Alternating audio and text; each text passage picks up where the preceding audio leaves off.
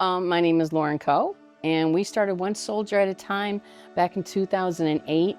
And I really need to start as to why we kind of started. About a year before that, I was extremely ill, and I was unable to walk. There were a lot of things. I was stuck in a chair for like 4 months, and I was just really praying and say, Lord, if you heal me, I will offer all the rest of my days to your service. And it was shortly after that, I ended up going to homeopathic, got healed, here I am. And during that time period, a very dear friend lost her son. 2 weeks before he was slated to come home, he did, but he didn't come back the way she had hoped. And the excitement of knowing he was going to be coming home was just so beautiful. And we all wanted to celebrate, and it was really heartbreaking. So I'd given 10% of my income to help out that month. And then another friend, she started a project because she was very undone about her son being in the Marine Corps as well. He came home safe and sound, but she started a project called Full Circle Home. I'm like, man, more people need to be doing something like that. And I honestly felt like the Holy Spirit said, why not you? We did start by sponsoring local military moms and wives with gifts at Christmas, Valentine's Day, and Mother's Day. And then we extended it. We started sending sun care packages overseas, about 200 to 250 every year. And going through all this and talking to a lot of the moms and wives, we found out the huge need that the veterans had and all the holes that weren't being met. And one of them was hygiene packages, because it's hard enough when you have someone who served their country and they're struggling with PTSD to walk out the door as it is. But then not to be able to be clean, not have clean clothes and all that, why bother? I talked to many veterans that were just losing hope and purpose. And they talk about 22 a day, that 22 veterans a day are in military taking their lives. I'm like, that is just unconscionable. I just can't even imagine that. And that needs to end. And I think we can all do something to make a change. So these hygiene packages of hope, that's exactly what they are. They just help a veteran to be clean from the crown of their head to the soles of their feet. We supply socks, Bombas donates all the socks. We give them words of encouragement, cleansers, moisturizers, body care, hair care. They can brush their teeth and deodorant and all those types of things that everyone else takes for granted. Not everyone has that, and especially veterans. And most of our veterans are either homeless, impoverished, living in PTSD homes or VA hospitals. And as great and wonderful as all those services can be, there's still a lot of holes. And so we try to fill that, and that's why we call these hygiene packages of hope. So let me ask you something. If I offered you this crisp $100 bill, would you want it? Of course, the answer would be yes. But now if I crinkle it up in a ball and it's just all messed up, would you still want it? Of course you would. And the reason is it still has the same value. Well, that's the way those struggling with PTSD, especially those who have gone off to serve our country, that's how they feel when they come back. They don't feel like they have any useful purpose, that they matter, and that they're broken. And it's our job to make sure they realize their value.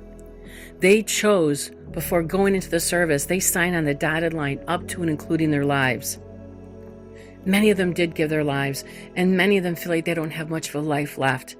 And that's why that 22 a day is just so horrific. And we need to do anything and everything we can to instill in them their value, and that we appreciate them, and that they're actually more valuable now than they even were before they went into the service, because they have a commitment and they have a sense of responsibility and determination and perseverance, and they've learned how to deal with a whole lot of stuff. And we need that. We need that type of character that you don't see in this country very often anymore. So it's our job to make sure every veteran knows they are valued. And that's why this project is so incredibly important to me. My name is Maggie Henry. I met Lauren almost this time last year when she was doing gift baskets at our local American Legion, which my husband is a member of. I come from a military family. My father was a Korean War vet. My brother was lifetime Navy, retired now. His son is Navy. I have a nephew in the Marines. So, and then my current husband is retired. He was Navy and then went Air Force until he retired out. So for me, military and veterans and supporting them has been part of my life. My husband is part of the Combat Vets Motorcycle Association, which is right there. And in that, their mission as an organization is vets helping vets. So as a non-veteran, I'm kind of limited as what I can do to help in that organization. So what I have done is connected One Soldier at a Time with our CVMA 19-7 chapter here that is local to the Finger Lakes region. And it's just a way of connecting and supporting the veterans in our community. So when Lauren came to me and through Mary Kay and doing a facial or whatever, we talked about our histories and our backgrounds, and I find that it's a perfect fit here to be a part of One Soldier at a Time because it's just a natural segue from Combat Vets Motorcycle Association. It's a way of giving back, it's a way of helping, and the 22 a day, definitely, like Lauren said, it's an issue, and we need to do what we can to support our local veterans and help them succeed in their future and their post-war time period. So yeah, I'm really very happy to be a part of this. I'm Joe Molson. One Soldier at a Time I actually met Lauren from One Soldier at a Time through Warrior Salute, another veterans program. And yeah, I actually received one of her gift bags of hope.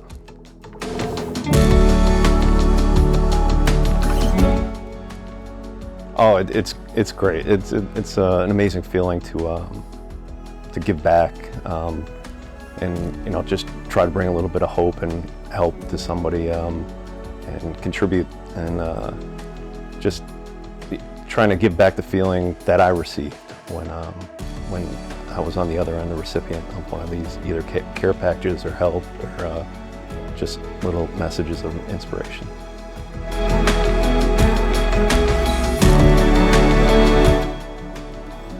Again, just to give back. I know what it feels like when you're at a point when you feel alone or just kind of that isolated feeling, and when you receive a little bit of home and know somebody took the time to put something together to give to you, to try and bring a smile to your face, I wanted to be able to reciprocate that.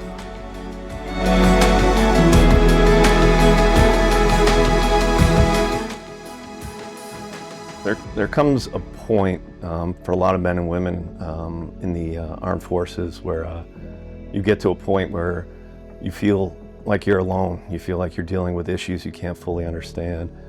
And the support, especially here in the Rochester area with the different organizations with One Soldier at a Time, the Veterans Outreach Center, Warrior Salute, Combat Veterans Association, Sonny Mike, that there's so many. It's amazing. And when you're at that point and you realize and you receive help and you realize that you're not alone, it's a humbling experience. It gives people hope, it gives people a second chance, and it helps other veterans just realize that there's people out there that care, and there's a word for those people, and they're called patriots. And it's just amazing to know that there's that support that's out there. I guess part of what I'm thinking about, I'm going to try not to cry, is the fact that I believe every veteran deserves dignity. They deserve to be valued. And to me, that's probably one of the biggest reasons why I wanted to start this project by adding the veteran community, is because I saw that lack of respect. I saw that lack of support. I know when we do events over in front of Applebee's, because they give a free dinner to everyone, and it's so awesome. We clap for them, we give them a round of applause. Thank you so much for your service. And I've seen grown men cry because, especially those that served in Vietnam War, they were spit on, they had urine thrown at them. It was just horrific. how they were treated. And all of a sudden, they're seeing people celebrate them. What has your experience been with veterans that are kind of going through this? It's different. I mean, I came. There were a lot of men and women that paved the way that didn't receive the support that we receive today. You know, just the awareness that's out there, and just people taking the time to sacrifice and volunteer their time to let the veteran community know that they're out there, and that there's help out there, and that there's love and appreciation, and that there's help. And again, it's because of the men and women that had to endure and pave the way for us to raise awareness, to make sure there's those support services that are out there. Well, I personally thank you, Joe. Thank you. I mean, not just for serving our country, you're continuing to serve through this project that you're doing, coming alongside the guys so they don't feel so alone. And the fact that you bring your family, I mean, they're beautiful, and they have beautiful hearts, and I mean, what a blessing. Just what an absolute blessing. I'm grateful for you. I'm grateful for your service. And I know you know that. Thank you. It's the first time. But I'm grateful, and thank you for choosing to be here to share. Absolutely. So thank you. Thank you.